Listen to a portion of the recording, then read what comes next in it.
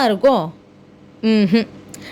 அன்புடன் வணக்கத்தை தெரிவித்துக் கொள்கிறேன். எல்லாரும் எப்படி இருக்கீங்க? நல்லா இருக்கீங்க நம்புறேன். ஓகே, இன்னைக்கு எதை பற்றி பார்க்க போகிறோம் அப்படின்னா, எங்கேயோ விட்ட கதை தான் ஆரம்பிக்கிறேன் அப்படின்றதுல இன்னைக்கு 4/14. இந்த 14 நீங்கள் என்ன பண்ண ஏது பண்ணன்றதை கரெக்டாக சொல்கிறேன், கேட்டு போங்க.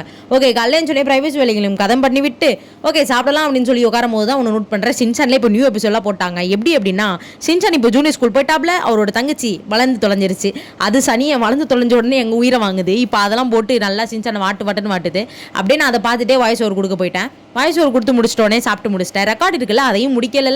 அதனால் அதை முடிக்கலான்னு பார்த்தா ஸ்டாண்டு மேலே இருக்குது. என் உயிரை வாங்குறதுக்குன்னு எல்லாம் இருக்குதுங்க போல அப்படின்னு சொல்லிட்டு நானும் மேலே ஏறிட்டேன். மேலே ஏறின உடனே கீழே இறங்கணும் அப்படின்னு நான் பார்த்தா இப்போ கீழே இறங்குறதுக்கு எனக்கு சுத்தமாக தெரில. ரொம்ப நேரமும் முடிச்சுட்டு இருந்தேன். இப்போ கீழே வச்சாலும் உடஞ்சிரும் அப்படின்ற மாதிரி ஒரு நிலமை. சரி ஓகே அப்படின்னு சொல்லிட்டு கொஞ்சம் கொஞ்சமாக கீழே வச்சுட்டேன். கீழே வச்சுட்டு உடனே இங்கே ஒரு ரணங்கலம் போனால் அங்கே வெளியே ஒரு குதூகலம் நடக்கிறது. என்ன நடக்குதுன்னா, நீங்களே இப்போ வெளியே பார்த்தா தான் புரியும், நான் சொன்னாலாம் புரியாது, பாருங்களேன்.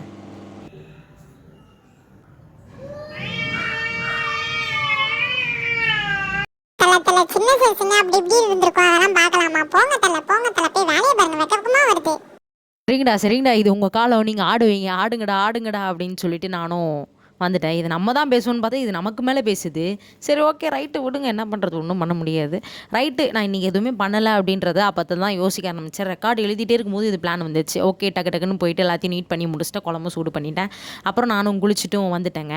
அப்புறம் என்ன ஆச்சு அப்படின்னா, அப்போ தான் ஒன்று ஞாபகம் வந்துச்சு, இன்னும் ரெக்கார்டு இன்னும் எழுதி முடிக்கலையே அப்படின்னு, இன்கம்ப்ளீட்டாகவே இருக்குது. அதையும் நான் உடம்பு கொஞ்சம் ஹைட்ரேட் பண்ணிட்டு அதை போய் எழுத ஆரம்பிச்சிட்டேன்.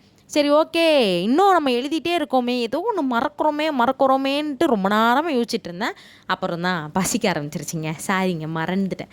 அப்புறம் போயிட்டு சாப்பிட்டுட்டு திருப்பியும் போயிட்டு அதே தூங்கு மூஞ்சோட எழுத ஆரம்பிச்சிட்டேன். சரி ஓகே, சென்று வருகிறேன். பாய்.